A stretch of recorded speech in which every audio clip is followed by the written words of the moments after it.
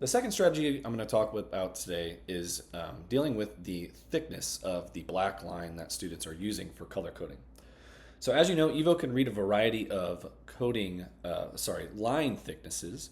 However, for color coding, the line needs to be like the one in the middle, which is in between 4 and 6 millimeters long, or if I grab a marker, that's the size of our chisel tip. Evo has the capabilities of reading these thinner, skinnier lines. However, when it's on a skinny line like this, it's not looking for color coding. But as soon as it's on the right thickness of line and it's on a black line, then it's looking for those color codes. So again, Evo will follow all these lines. It might not even follow this black one. We'll see. This thick one, I should say. Sort of does, but inconsistent, as you can see it shaking back and forth. The skinny one might be too skinny as well, but it does read it. So it has the capability of reading these skinny lines. However, when it's on these skinny and thick lines, it's not necessarily looking for color codes. So you're going to want to coach students to be aiming for the thickness of around the chisel tip size. So how that looks like with color codes. I've drawn some examples. On the bottom here is kind of our control, right? The ideal color code and what it needs to look like. But I've also drawn some examples of lines with a color code where the black line enters the color code, you have an inconsistency in thickness. And let's see what happens when we send the robot down that line. It's going to chug right over the color code. So unlike this first one, where the 5 millimeter line hits that first color and then it runs over it and executes it, it gets a little thin at the beginning and it runs over that and it doesn't execute it. That's because the robot is just on a line, and since it's too skinny, it's not thinking, where's the color code? You'll see the similar in the next line that's also kind of inconsistent and skinny. And now on the next one, I've been actually having success with this, so my line must be close enough to 4 to 6 millimeters.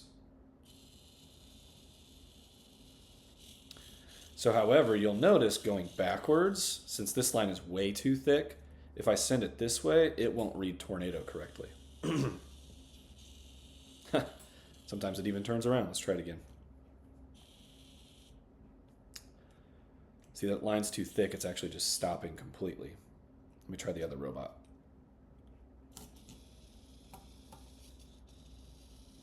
See, so it ran over that. You could see it was reading the color, but it wasn't reading it as a color code. Now, lastly, I drew this one with a 5 millimeter marker, and I drew it kind of sloppy, showing you that it's kind of a little off-centered in the front and then also a little off-centered in the back. But since it's on a 5 millimeter black line, it still was successful for both of the robots. So that's super important that the robot is on. Oh, sorry, my camera went out of focus. All right, sorry for the delay. I had to get my camera back in focus.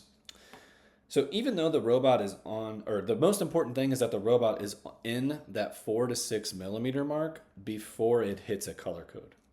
So just like this, you're in between that 4 to 6. It's a little thick. And just like this, where it is that 5 millimeters and it hits a color code even slightly off, you still have success. But up here, you have that inconsistency, so it won't read it. So the fix here is to just have the student take their marker, chisel tip it correctly, and try again.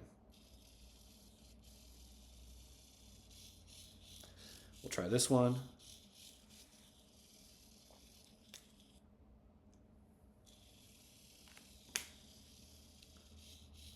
Perfect. So now ideally, you're going to want your codes to look like these top three, where you have the line thickness of the black line is the same thickness as the color code. That will be the easiest for Evo to read. Over here we did have some success. As you know, it is a pretty forgiving robot. But I do want to mention that it is best to have them the same thickness, and of course it's best to have the line actually line up with the color code. But as you can see, it still works. So in the end, it's super duper important for the kiddos to have that 4 to 6 millimeter line using the marker as they enter a color code.